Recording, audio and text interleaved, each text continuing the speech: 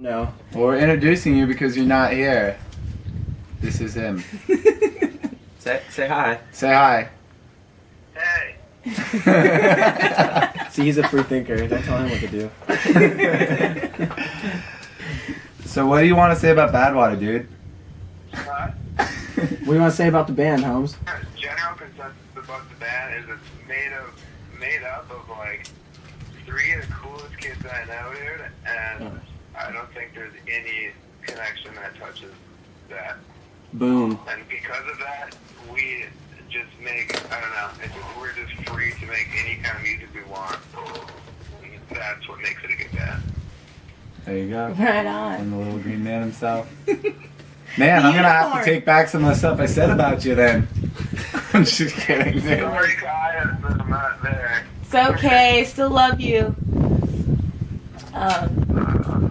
So when I asked for about insecurities as musicians, do you guys have insecurities as like people? Like, you know, do you have insecurities like I'm Zach and this is going in my head? Like, No, like, not me, no. But they do. They have a lot of them. Yeah. Come on. You don't have any insecurities at all. I have some insecurities. Like, is this drum tuned in such a way that the audience will like all of our music? I feel like, you know, you guys need to be in tune for sure, but that's secondary to how my snare drum is tuned, because no, I don't know where I'm going with that. This is my way. I'm deflecting all of my actual insecurities by trying to be funny and not being funny at all. That's exactly what happened there. Drums are always out of tune. I have no fashion sense, and this used to be not an insecurity for me because I didn't care, but then I realized how much everyone's always trying to get me to wear stuff, and now it's like it's building up as like a thing for me. Like I don't match the vibe, so I took James out shopping with me a couple weeks ago and made him be my personal fashionista. He got me looking all good. so is your fashion guru? Yeah. Fashion guru. I'm insecure about everything. So. Like what? Just everything, really. Like, I'm always afraid that, like, I'm just afraid of everything, basically. Like, every insecurity that you can possibly think of, I probably have it. I'm just a really insecure person. He's insecure about being insecure. Say that I go through, like, phases where I feel, like, good about myself and I feel like I'm doing the right thing and everything, but I put a lot of pressure on myself, you know, to be, like, perfect in everything that I do, or, like, really, you know, really talented and, you know, really funny and la la la la. Just, everybody does that, though, you know? It's just how honest are you being with yourself, you know? And that's another thing that I try to focus on, is just being honest with myself and, you know, not trying to put my insecurities on anyone else, but trying to, I mean, I've become a lot better since I started hanging out with these guys, because I have like a support group to lean on and they help me through that stuff. But before I met them, I really let my insecurities rule me, and I built up this ego that was like a protective shell that like you couldn't really get past, you know, and I had a different name and everything. Like I just created this character that was untouchable. You couldn't hurt this guy, you know. And then that all came kind of crashing to a halt, and now I have to like, I look my insecurities in the face like a demon basically, and I kind of like say thank you for everything that you're teaching me, but I don't need you anymore, you know. And I just try to roll with it like that, and you know, just try as hard as I can to be the best person I can be. What message, like your music, like, you know, like Cliff Diver or Wander, Dark World, what message are you, like, are you sending a message, or just pretty much just everything that you're feeling, and then you just want, you know, you're having people just listen to your thoughts? Well, basically observing and reporting, as Nick likes to call it, you know, like the universe, the world influences you, you get inspired, you have a idea. Sometimes there is a message and sometimes there's not consciously a message. I'm just seeing if I'm basically communicating with the universe in some way. Like the universe gives you all of these things to choose from. I'm just going to call it God. I'm communicating with God, basically. Like, God is everything in my mind. And I'm just basically relating to God by expressing myself. And everybody is an aspect of this same entity that is everything in totality.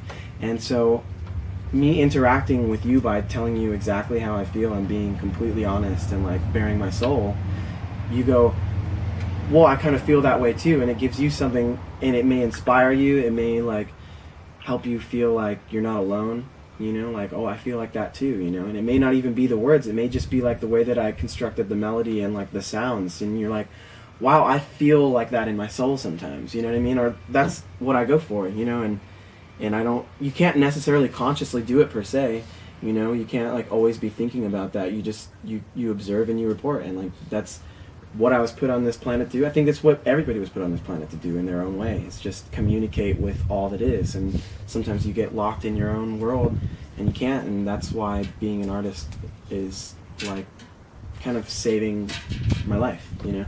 But there's a responsibility, I believe, that comes with artists in general, all artists, and that is just, I guess, to be open and provoking thought is a big part of being an artist. And one way or the other, that's why I don't think it's necessarily bad. All the you know, there's a lot of angry music that people rally against, you know, and they get used to get their anger out. It's different than what I personally believe will be work. You know, I personally believe that we should do something about it rather than just bitch about it. You know, but that's what I believe as far as being an artist. Do you feel like you're more of yourself on stage or off? ooh, on stage I am more free and more confident than I am when I'm not on stage. Like, I don't necessarily feel like I need to hide behind my guitar, but I do really enjoy standing there and living in that moment and like being almost complete in a way, like being like this is entirely what I came here to do, you know. Like, this is, I feel very at home on stage, you know, like I'm doing exactly what I'm supposed to be doing, you know. And but now I want to help myself translate that into life and walk without, you know, without worrying what people think about this personality or whatever, you know what I mean? Because I think that even like constructing this idea about what your personality, as an artist, it's such a struggle, you know, like to like separate personality from truth, true to your, I don't know, your soul's purpose or whatever. So like bringing that off stage with me and living in that, like I said, surrendering to the music is kind of like a big theme lately, you know. Like now this song has its own life and I'm allowing it to do its thing. And I think that surrendering to life, you know, or surrendering to the moment, and it's become like a big theme in my life now too. So being an artist has just taught me a lot about being a human being, you know, basically is what I'm trying to say. So bring on stage with you everywhere you go. Yeah. Not on stage. Yeah. Being on stage allows you to realize who you are more. Yeah. Off stage. Yeah. You know, I got to realize a lot more of who I was by playing music. Actually, I didn't really know who I was before, and now I do, because I get to play and I see elements of me coming out. And you're allowed to do it on stage. It's like, it's encouraged. You know, it's encouraged to be original and be there. So it's a great place to find yourself, really. Zach whispered all that in my ear. I just didn't feel like saying it. Do you have anything to say, Zengraf? Are you pretty much more yourself on stage, or are you more yourself off I stage? don't know, like, it's cool. I don't know. I feel just so cozy up on stage with these guys, honestly. It's, I don't know, it's an experience, man. Like, it's been brought up, too. Like, we all have this, you know, everyone's got, like, a different relationship with everyone else in the band, and when that comes together and we're all together as, like, a group, off stage, it's like, I don't know, it's just like, we're just, I don't know, like one big group that belongs together, and like, when we get on stage, it's the same thing, and I just feel like we can do whatever the fuck we want up there, and like, no one's gonna touch us. And it's kind of a surreal feeling, actually. And I don't think a lot of people get to experience that, but I don't know, that's what I feel up there. Like, say, like, from 5 years from now, where would you guys like to be? I'd like to be touring the world for sure. Touring the world, and like I'd like to have progressed a lot as a musician and moved in a less commercial direction and like really get into like some progressive, like deeper level stuff, you know, like getting older and like maturing, right, like Radiohead, the way that they did their career. I really enjoyed that. It's very inspiring to me because they started out kind of poppy and then like they just went deeper and deeper and deeper into this like progressive trance, and it's like they're just like going in a really cool direction. Message their overall Radiohead is. Well, yeah, it's hard because it's hard as an artist to think like be commercially successful because instantly that's equated with being a sellout. Right. But that's not necessarily the case, man. I mean, like I said, we obviously feel very passionate about our message of bringing people together. So being able to reach as many people as we possibly can would be the goal. Yeah. You know, but not sacrificing what we believe. And writing a song because it feels good and it sounds good and it expresses what we do. If it's one chord, so be it. If it's a million different chords, so be it. But it's real, and it came from us, and it came from a place of inspiration and meaning. We didn't tailor it to suit a bunch of people, but a bunch of people understand the message, they like it, and they want to be a part of it. That's okay. That's fine. Yeah. That's what you aim for. Right. So there's a lot of bands that say like, oh, I don't want to be commercial. I don't want to do this. I don't want to. And I bring it on, man. I'd love to reach as many people as we possibly can, but I won't sacrifice my message on behalf of that. No. Yeah.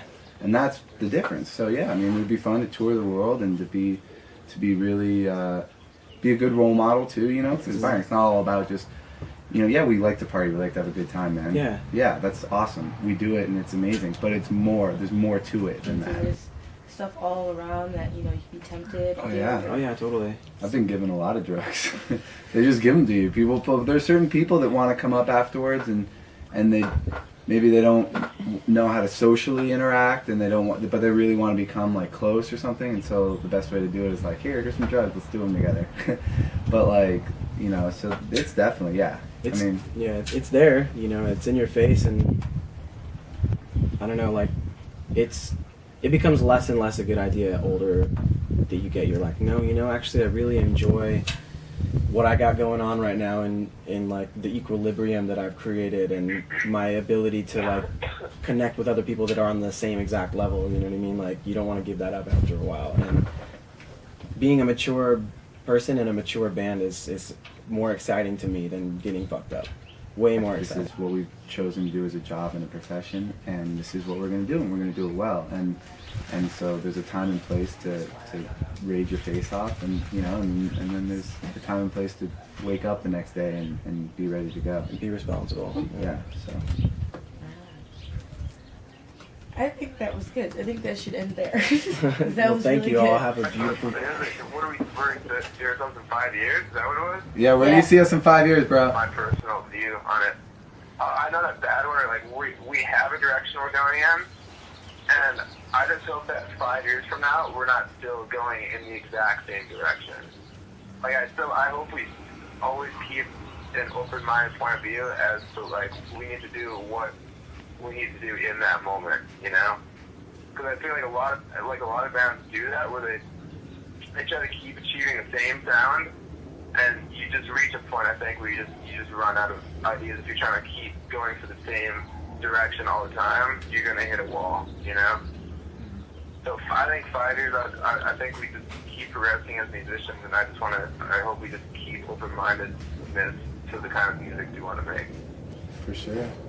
We're gonna have an acapella dubstep record coming out soon. Yeah. With gangster rap interludes. Indian flute. As long as we don't have more than one bassist. Porno funk. Porno Like, we funk. can't do this fucking Spinal Tap thing where it's like everyone's playing basses. That's out of the question. But We're all just gonna pick up the bass. Alright, bud. Well, Thank you, everyone- Zingraf. Love you, dude. I think we're done.